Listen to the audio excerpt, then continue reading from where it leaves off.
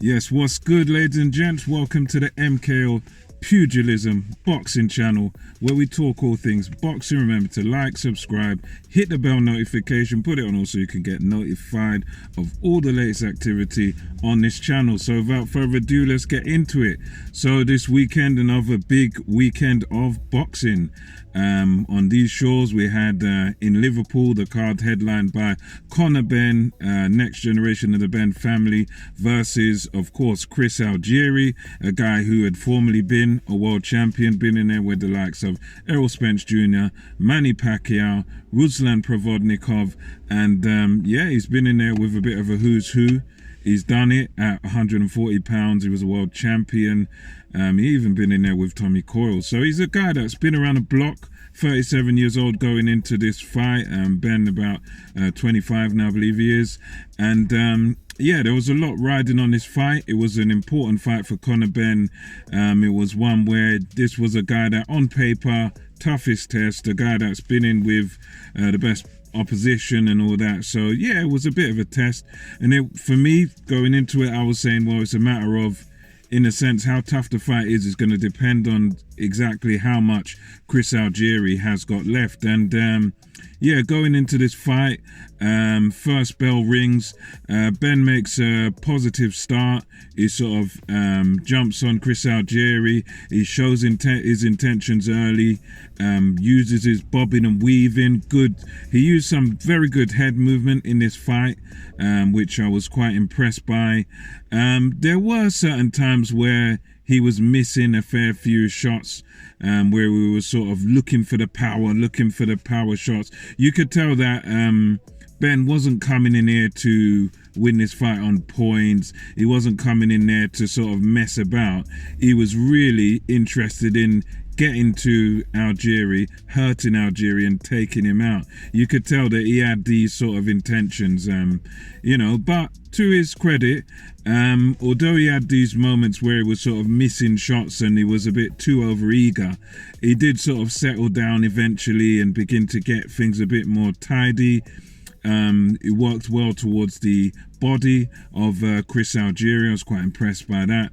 I think Ben, he took the first round. Algieri was also quite aggressive, and it was one of those where he was trying to sort of stand up to what Conor Benn was doing.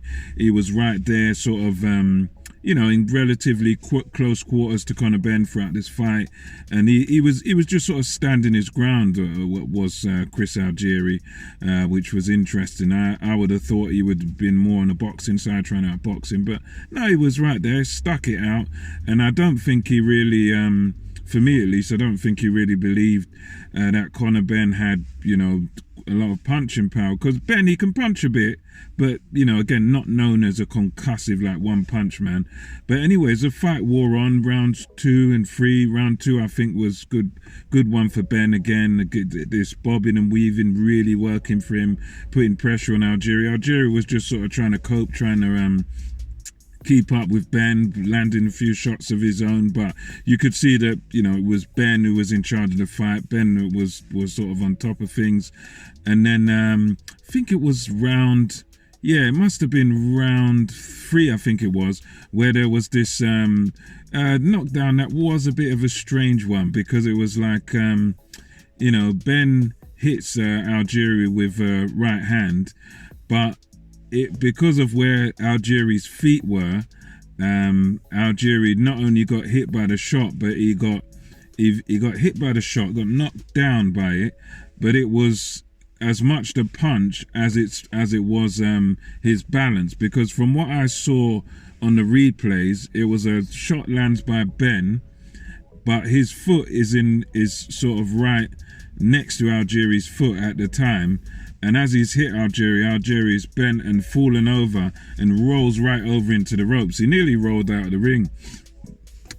He seemed very upset as well, Algieri, that it was counted as a knockdown. But I think it's one of them where you were hit by a shot. Yes, some of it was the entanglement, because you could see when he got up from this rolling over knockdown, he was frustrated. He was trying to signal to the referee that how could you score that knockdown? But I think at the end of the day, a shot lands. you get hit, you go down, and that's it. It's a knockdown. It's one of them. So Algieri gets up, not badly hurt or shaken at all. It was a funny one, but yeah, he gets up. He has a little decent period, but then it comes into the fourth round where the fight ended, and again Conor Benn using this great bobbing and weaving, getting into range, and Algieri couldn't really get out of the way of some of these shots, and then Benn again times him, jab to the body and all that, and then it gives him a beautiful right hand. It was like a kind of looping overhand right, bang on Chris Algieri's chin, and just sparks him. He was just completely gone. And I must admit that, yeah, I thought that outcome was a possibility, but I was more expecting this fight to go to points. I thought that Algieri would have been tough enough and whatnot to go to points, but Conor Benn had other ideas, done a great move where it got Algieri clean right on the chin, and he just went good night. He went to sleep, and it was a very, very impressive win by Conor Benn. It wasn't without its faults and flaws. I mean, you could say he was a little bit open in his fight. It was a bit open to be hit. The defense was a little bit lacking, but I think overall, in terms of result, this was fantastic. Great result for Conor Benn, and the knockout itself, very impressive. A one-punch knockout.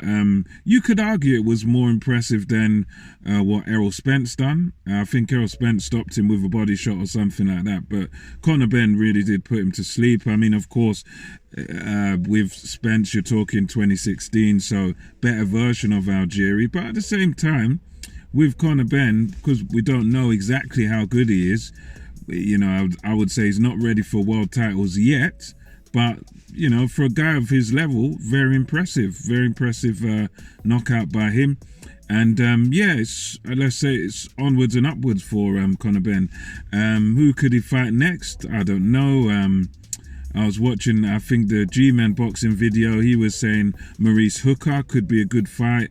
Even I think David Avanesian, although they've kind of dismissed that fight, but I think a David Avanesian would be a good fight for Conor Benn to see exactly where he's at, exactly sort of how good he is and whatnot. So, yeah, I think either of those guys I think both of them might be unrealistic, I don't know, but yeah, I think he needs another fight that's going to be a bit of a step up, maybe former world champion again or something like that. But yeah, Ben could do with a little step up. And let me know what you guys thought of Conor Benn's performance.